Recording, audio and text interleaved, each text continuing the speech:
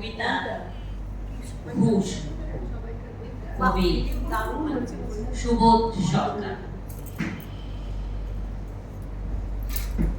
রবীন্দ্র রচনাবলীর নবম খণ্ড দিয়ে চাপা দেওয়া সুইসাইড নোট।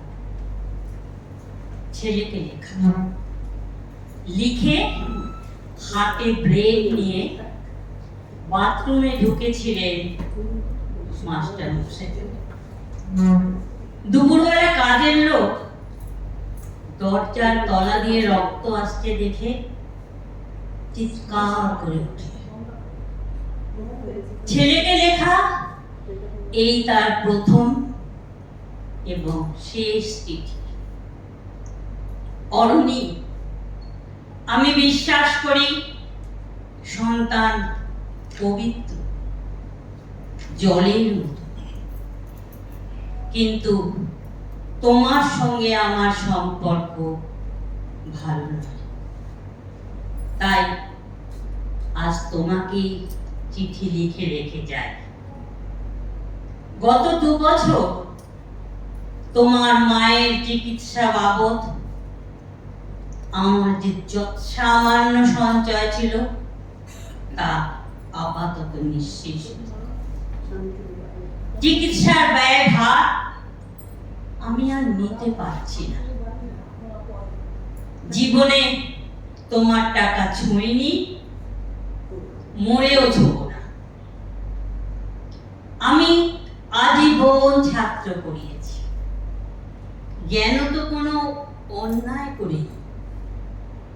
গত মাসে আমার স্কুলের এক অভিভাবক এসে ছুলোছুলি করেন তার ছেলেকে স্কুলে নেবার জন্য। আমি প্রথম দিন তাকে ফিরিয়ে, দ্বিতীয় দিন ফিরিয়ে, তৃতীয় দিন পারেননি। তিনি একটা বড় খামে আমাকে 30,000 টাকা দিয়ে চলে গেল। সেই টাকা এই মাসে তোমার মায়ের চিকিৎসা চলছে। জানি না তিনি ফিরে আসবেন কিনা। ফিরলে বলো, পৃথিবীতে আমার বেঁচে থাকার আর কোনো অধিকার নেই। ইতি বাবা। যখন সারাটা দেশ ঘুষের টাকার উপর দাঁড়িয়ে, তখন রবীন্দ্র রচনাবলী দিয়ে চাপা দেওয়া একটা সুইসাইড নোট।